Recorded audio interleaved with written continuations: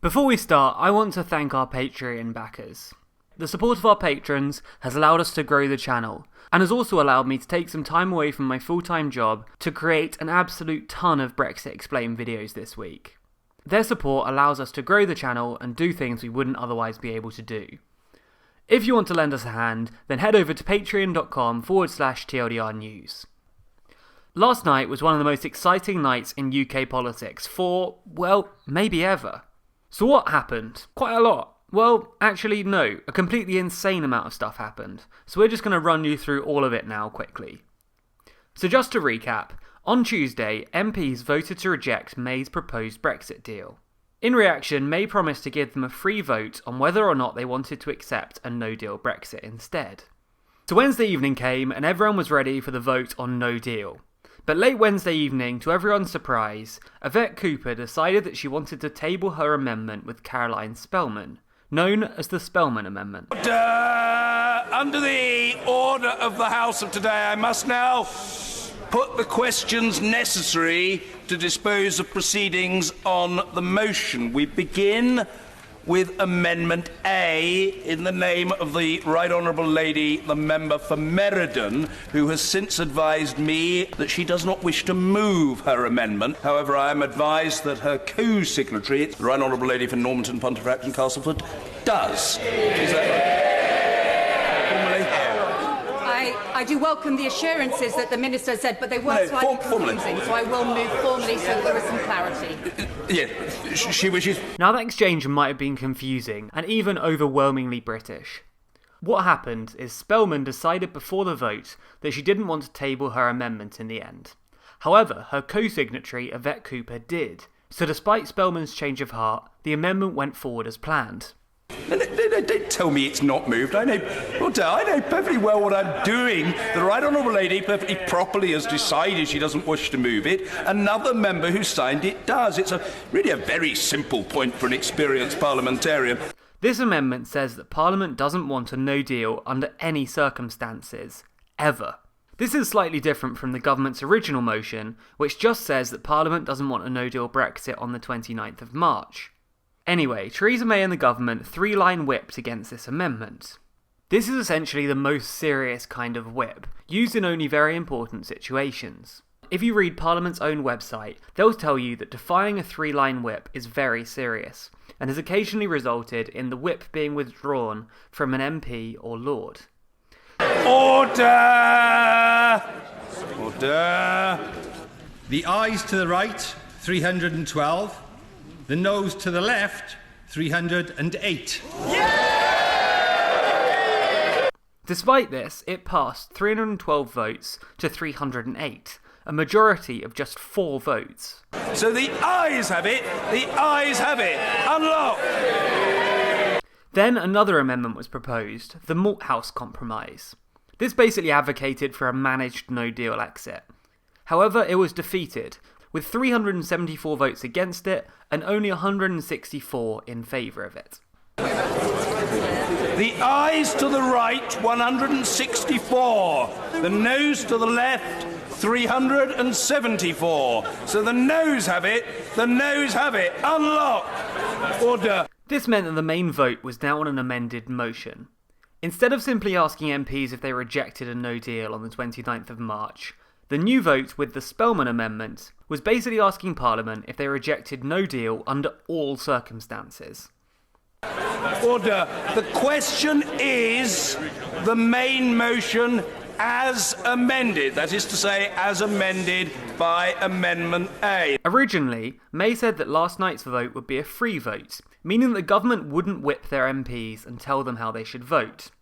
However, with the vote amended, May decided to three-line whip against the government's own motion, pressuring its MPs to reject the proposal and therefore keep no deal on the table. Order! Order! The ayes to the right, 321. The noes to the left, 278. Despite this pressure, May failed, and the amended motion passed 321 votes to 278, with Parliament effectively saying that they were never going to willfully accept a no-deal Brexit. So the ayes have it. The ayes have it. Unlock. So, maybe the big question here is why May whipped to try and keep no deal on the table, when she said that she wasn't going to whip at all. After all, May always said that her deal was the best and only option, so why would she suddenly be advocating for the possibility of no deal to be retained? Well, May was happy for it to be a free vote if the motion only declared that Parliament didn't want a no deal on the 29th of March. She didn't want Parliament to take no deal off the table entirely. This is because her perfect situation was MPs voting to keep no deal on the table and then voting for a short extension. By this point, they would have already delayed Brexit once and wouldn't have taken part in the European elections, meaning that another delay was all but impossible. So that only leaves them with the options of no deal and her deal. Therefore, she was hoping that under these limited circumstances, MPs would finally be forced into picking her deal. However, if Parliament say, and they have, that we never want a no deal under any circumstances, it becomes politically a lot harder for May to try and keep no deal on the table and use it as leverage to force her deal through. Now, if she's seen to keep no deal on the table to try and force her deal, she'll be going against the express will of Parliament. So what's her plan now? Well, after her defeat last night, she stood up and basically said that she plans on bringing her deal back one more time. Point of order, the Prime Minister. On point of order, Mr. Speaker, the House has today provided a clear majority against leaving without a deal. However, I will repeat what I have said before. No, the House must calm itself. Long time to go. Today, subsequent days. Keep calm. The Prime Minister. Mr. Speaker, these are about the choices that this House faces. The legal default in UK and EU law remains that the UK will leave the EU without a deal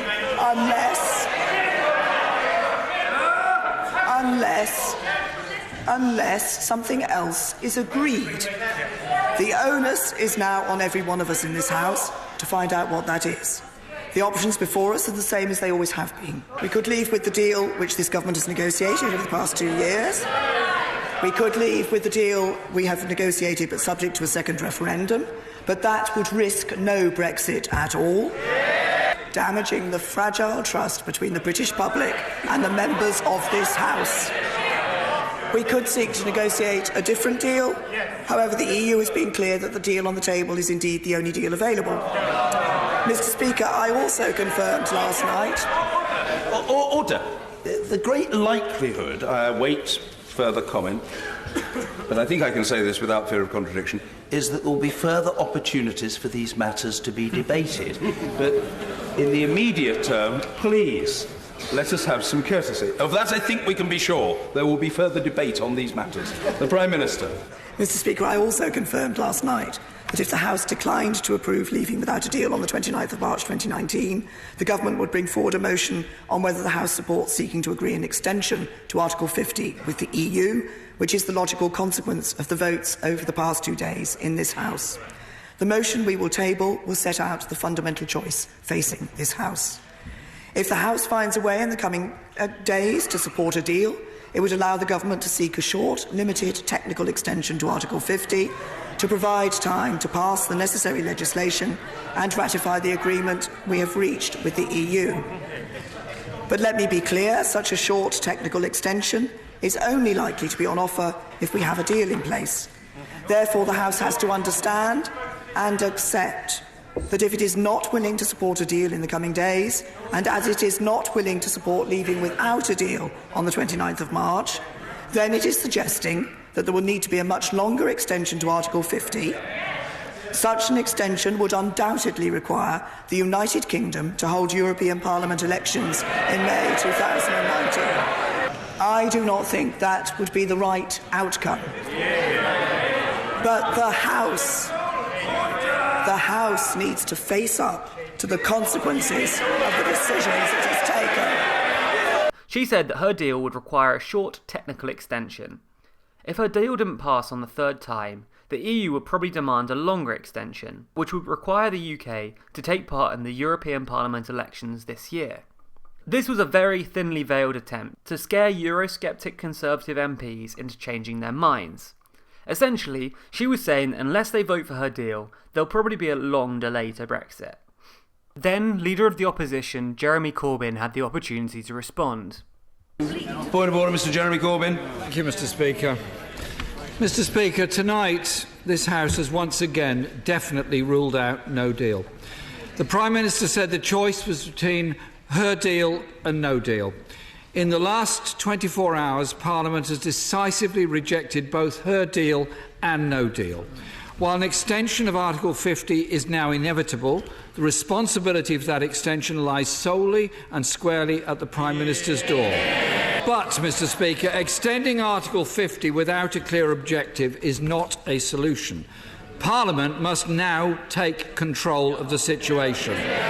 In the days that follow, Mr. Speaker, myself, the Shadow Brexit Secretary and others will have meetings with members across the House to find a compromise solution that can command support in the House. Let us, as a House of Commons, work now to find a solution to deal with the crisis facing this country and the deep concerns that many people have for their livelihood, for their lives, their future, their jobs, their communities and their factories. It's up to us, as the House of Commons, to look for and find a solution to their concerns. That is what we were elected to do. As I said at the top, this was a truly surprising turn of events. And instead of us reaching the end of the Brexit process, things are only starting to kick off now. Make sure you don't miss anything by subscribing to us on YouTube. As well as our videos, we also post articles on our website, which we share through our other social media accounts. To make sure you don't miss them, follow us across these accounts by searching for TLDR News.